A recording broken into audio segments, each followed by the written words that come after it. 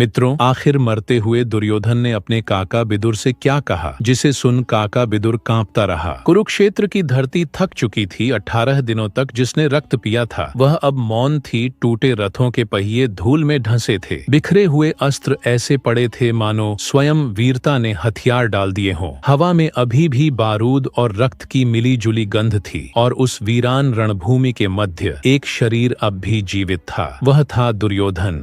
जंघाएं चूर हो चुकी थीं।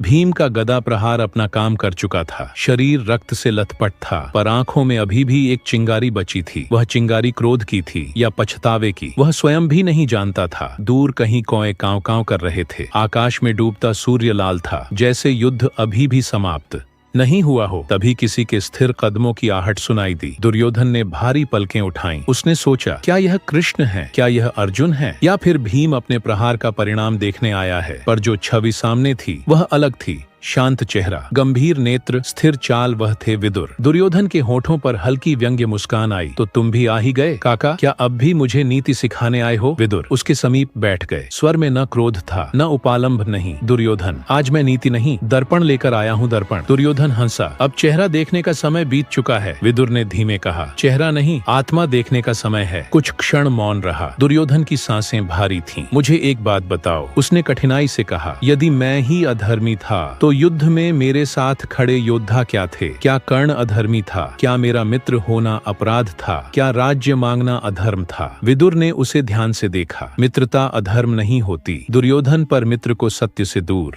रखना अधर्म है। राज्य मांगना अधर्म नहीं, पर अन्याय से उसे पकड़ना अधर्म है। शक्ति रखना पाप नहीं, पर उसे अपमान में बदल देना पाप है। दुर्योधन की आंखें भर आईं। तो फिर मेरी सबसे बड़ी भूल क्या थी?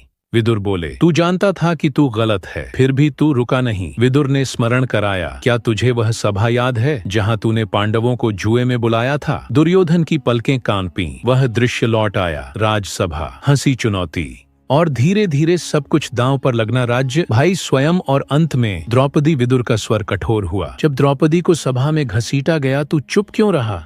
जब उसने पूछा, मैं किसकी दासी हूँ, तूने उत्तर क्यों नहीं दिया? दुर्योधन के होठ कांप उठे। मैंने उस क्षण उसे शत्रु समझा, मनुष्य नहीं, और यही तेरी सबसे बड़ी हार थी। विदुर बोले, जिस दिन तूने किसी को अपमानित कर आनंद लिया उसी दिन तेरी विजय मर गई।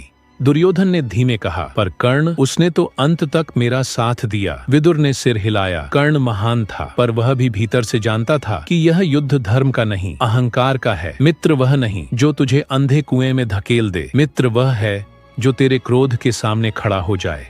दुर्योधन की आंखों में शकुनी का चेहरा उभरा। रणनीतियां, चालें, बदले की आग तो क्या, मैं केवल मोहरा था नहीं। विदुर ने उत्तर दिया, तू मोहरा नहीं था, तू स्वयं अपना खिलाड़ी था। शकुनी ने आग दिखाई, पर उसमें कूदने का निर्णय तूने लिया। अब दुर्योधन की सांसें और भारी हो चुकी थीं। क्या मेरे लिए मुक्ति संभव है? उसने कांपते स्वर में पूछा।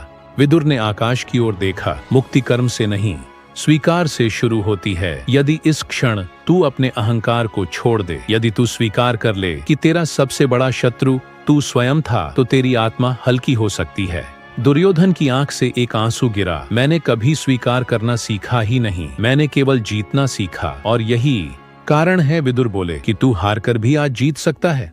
दुर्योधन ने पहली बार शांत स्वर में कहा, यदि समय लौट आए तो मैं जुआ नहीं खेलूंगा, द्रौपदी का अपमान नहीं करूंगा, भीम से द्वेष नहीं करूंगा, कृष्ण से विरोध नहीं करूंगा। उसका स्वर टूट गया। काश मैंने तुम्हारी एक बात सुन ली होती। विदुर की आंखें नम हो गईं। मनुष्य काश से नहीं बदलता, वह अब से बदलता है, और तेरे पास अभी भी यह अब है। दूर पूर्व दिशा में हल्की रोशनी फैलने लगी थी, मानो नया दिन जन्म ले रहा हो। दुर्योधन का चेहरा अब शांत था। अहंकार की रेखाएं मिट चुकी थीं। उसने अंतिम बार कहा, मैं स्वीकार करता हूँ, मेरा सबसे बड़ा शत्रु कोई पांडव नहीं था, वह मेरा अपना अहंकार था। और उसकी सांस थम गई। शास्त्रों में वर्णन है कि दुर्योधन को उसके वीरता के कारण स्वर्गलोक प्राप्त हुआ, पर इसका अर्थ क्या है? क्या अधर्म करने वाला भी स्वर्ग जा सकता है? या यह संकेत है कि जिस क्षण मनुष्य अपने दोष स्वीकार कर लेता है, उस क्षण उसकी आत्मा ऊंची हो जाती है? स्वर्ग केवल स्थान नहीं, एक अवस्था है। और उस रात रणभूमि पर एक अहंकारी राजा ने पहली बार स्वयं को पहचान लिया था। यह कथा इतिहास नहीं, दर्पण है। हर दिन आपके भीतर